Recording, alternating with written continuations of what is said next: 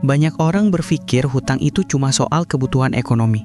Padahal, yang bikin orang terus terjebak dalam hutang bukan sekadar karena kurang uang, tapi karena cara berpikir yang salah terhadap uang itu sendiri. Di masyarakat, hutang udah jadi bagian dari gaya hidup, bukan lagi sekadar alat bantu sementara. Orang pinjem bukan karena harus, tapi karena pengen. Mereka pakai hutang buat memenuhi emosi, gengsi, bahkan buat menyembunyikan rasa tidak aman dalam hidupnya. Masalahnya, kebiasaan ini nggak berdiri sendiri. Ada bias kognitif, tekanan sosial, budaya yang permisif, sampai pola pikir instan yang bikin orang nggak pernah belajar mengelola uang dengan benar. Mereka nganggap hutang sebagai solusi cepat, bukan tanda bahaya. Dan selama pandangan ini nggak berubah, mereka bakal terus muter di siklus yang sama. Pinjem, konsumsi, nyesel, lalu pinjam lagi. Fenomena ini bukan cuma mencerminkan masalah finansial, tapi juga kondisi mental dan sosial masyarakat yang udah terbiasa hidup dari uang yang belum mereka punya. Kan di balik semua alasan cuma pinjem dulu, sebenarnya ada satu hal yang sama, yaitu ketidakmampuan melihat masa depan. Nah, di video kali ini, gue bakal bahas fenomena ini dari berbagai sisi. Buat tahu keseluruhannya, semuanya udah gue jelasin di video kali ini. Jadi, tonton videonya sampai habis. Banyak orang yang hidupnya terus terjebak dalam lingkaran kemiskinan bukan karena mereka benar-benar nggak punya peluang, tapi karena mereka merasa paling paham soal uang, padahal nggak ngerti apa-apa. Mereka percaya kalau keputusan finansial yang mereka ambil itu benar, logis, dan wajar. Padahal, kalau dilihat dari luar, keputusan itu cuma deretan langkah bodoh yang terus diulang tanpa sadar.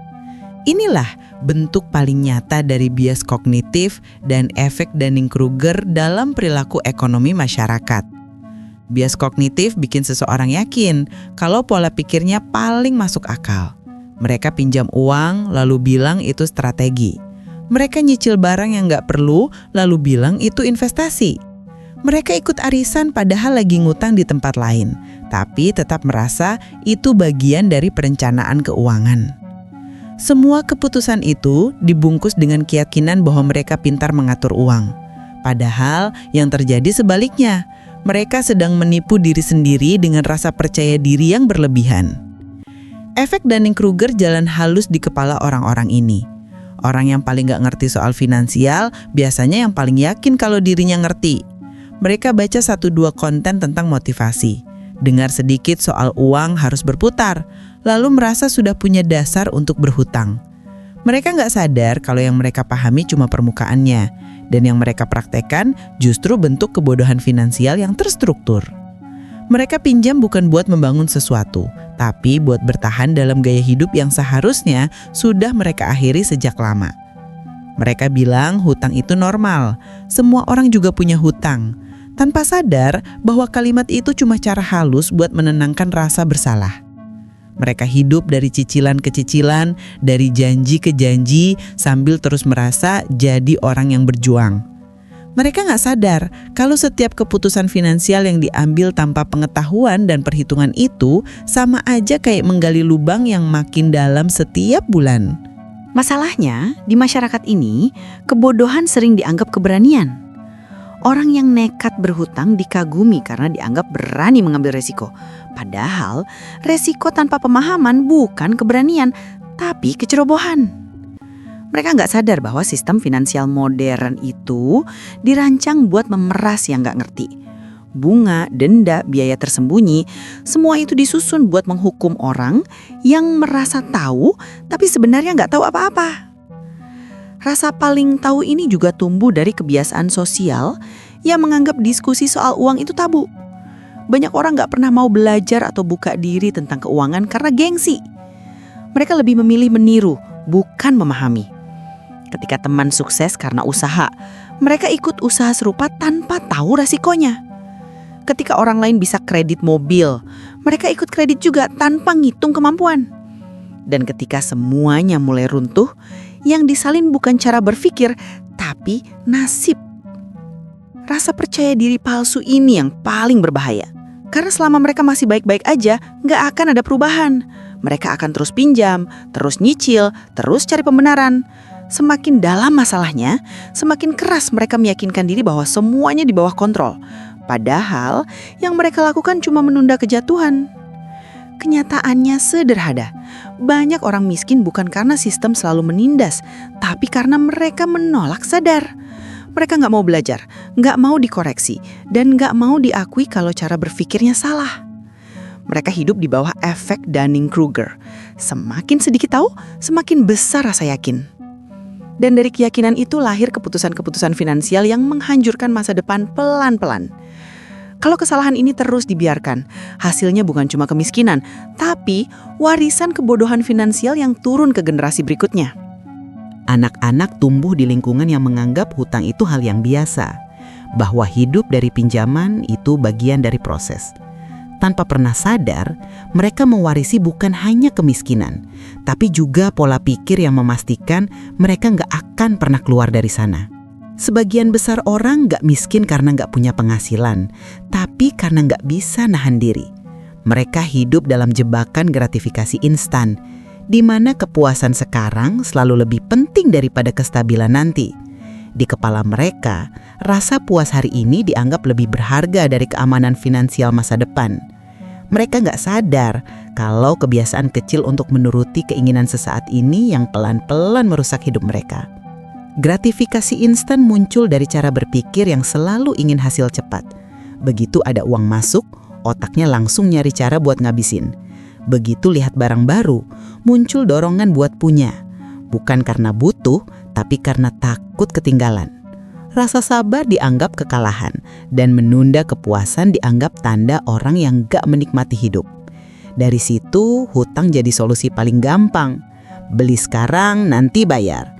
Nikmatin dulu, mikirin belakangan.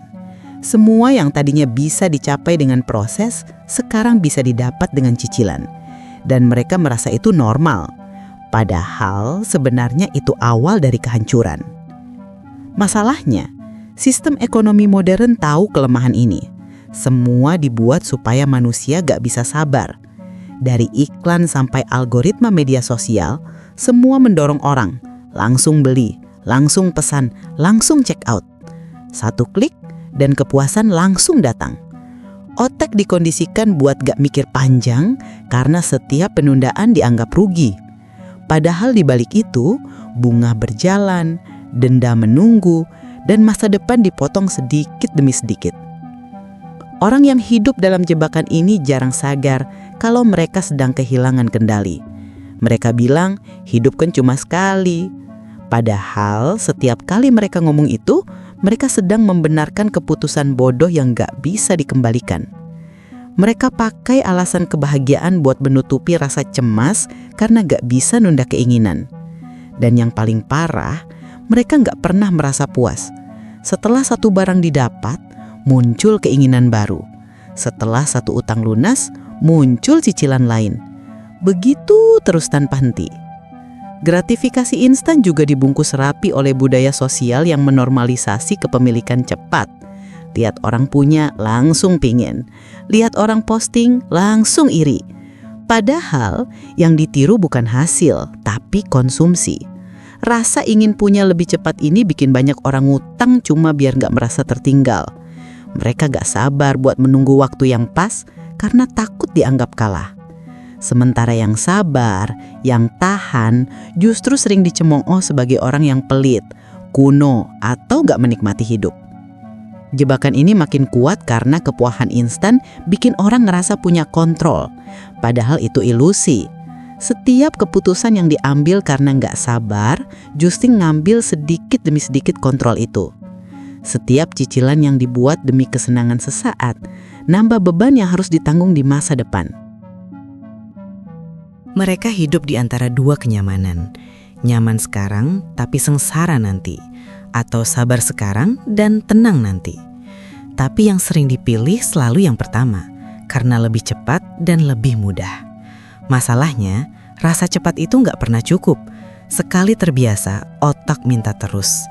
Ini yang bikin orang bisa punya 10 cicilan sekaligus tanpa ngerasa bersalah. Mereka nggak lihat utangnya. Yang mereka lihat cuma barang baru yang bisa dibanggakan. Tapi kebanggaan itu nggak pernah bertahan lama. Begitu rasa senang hilang, yang tersisa cuma penyesalan dan beban baru yang harus dibayar setiap bulan.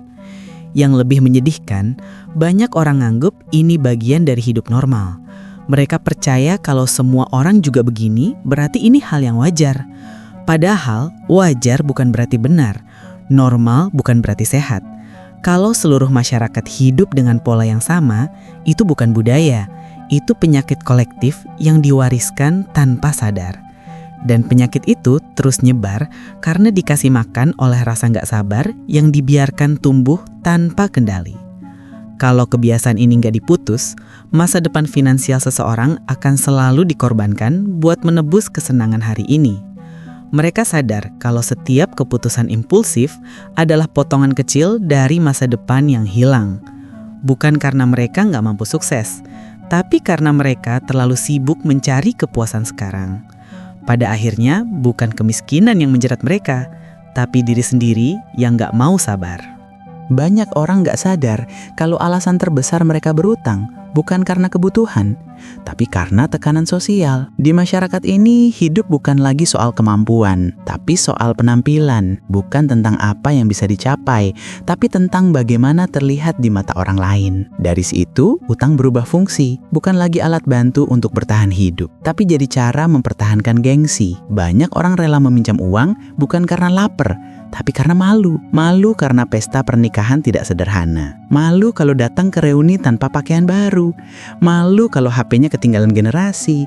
Malu kalau dia belum sukses. Malu kalau orang lain terlihat lebih mewah. Semua rasa malu itu tumbuh dari tekanan sosial yang dibangun pelan-pelan lewat lingkungan dan budaya yang menilai seseorang dari simbol, bukan dari substansi. Budaya ini memaksa orang untuk hidup di atas kemampuan mereka. Ketika satu orang tampil lebih, yang lain merasa harus menyaingi. Ketika satu keluarga bikin pesta besar, yang lain rasa wajib bikin lebih besar lagi. Akhirnya, standar kebahagiaan dan keberhasilan jadi distorsi. Orang merasa bahagia bukan karena hidupnya cukup, tapi karena orang lain melihat bahagia. Dan ketika uangnya nggak ada, utang jadi jalan keluar yang dianggap paling masuk akal. Di balik semua itu ada rasa takut kehilangan status sosial. Orang lebih takut terlihat miskin daripada benar-benar miskin. Mereka rela menanggung cicilan berlapis asal bisa tetap terlihat punya. Rasa takut itu dimanfaatkan habis-habisan oleh industri yang tahu betul cara bermain di antara gengsi dan rasa malu. Bank,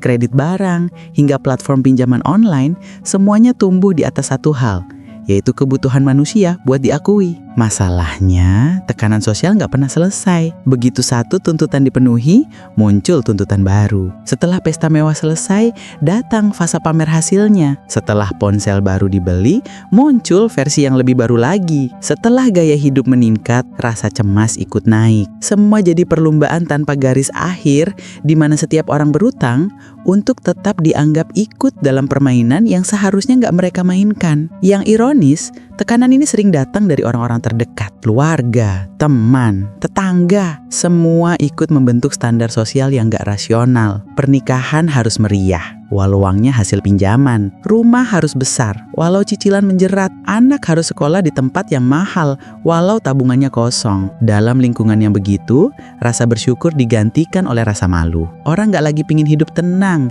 tapi pingin hidup diterima. Perilaku ini gak cuma menghancurkan kondisi finansial, tapi juga cara berpikir. Banyak orang mulai menilai diri sendiri dari seberapa mewah hidupnya, bukan seberapa stabil keuangannya. Mereka ngukur harga diri dari barang yang dipakai, bukan dari kemampuan bertahan. Mereka hidup buat memenuhi ekspektasi orang lain, bukan kebutuhan sendiri. Akhirnya, semua keputusan ekonomi diambil bukan berdasarkan logika, tapi tekanan. Yang paling tragis, masyarakat kita justru memuji orang yang berani ngutang demi tampil. Mereka dianggap kerja keras, dianggap gak mau kalah. Padahal, yang sebenarnya terjadi, mereka sedang menyiapkan diri buat hidup dalam utang seumur hidup. Gak ada yang mau bilang itu bodoh, karena semuanya terjebak dalam lingkaran yang sama. Dan ketika semua orang hidup dengan cara yang sama, kebodohan kolektif berubah jadi norma sosial. Tekanan sosial yang gak pernah selesai ini bikin banyak orang terjebak tanpa jalan keluar. Mereka terus ngutang demi menjaga citra, padahal citra itu gak pernah bisa dibayar lunas. Semakin keras mereka berusaha terlihat mampu, semakin nyata mereka kehilangan kendali atas hidupnya sendiri. Semua dimulai dari satu hal sederhana, yaitu takut terlihat kalah. Dan selama ketakutan itu tetap dipelihara, hutang akan terus jadi alat buat mempertahankan kebohongan yang mereka sebut harga diri. Selama orang masih menganggap hutang sebagai hal yang wajar, mereka nggak akan pernah keluar dari lingkaran kemiskinan. Karena hutang bukan soal angka, tapi soal pola pikir. Orang yang terus pinjam buat bertahan hari ini tanpa belajar untuk mengubah cara pandangnya terhadap uang, cuma akan mengulang kesalahan yang sama dalam bentuk lain. Pada akhirnya, bukan penghasilan yang menentukan kesejahteraan, tapi kemampuan buat mengendalikan diri, memahami prioritas, dan berani bilang cukup sebelum terlambat. Weh, gimana menurut lu tentang fenomena ini? Tulis pendapat lu di kolom komentar. Weh, terima kasih sudah nonton video ini. Sampai ketemu di video selanjutnya.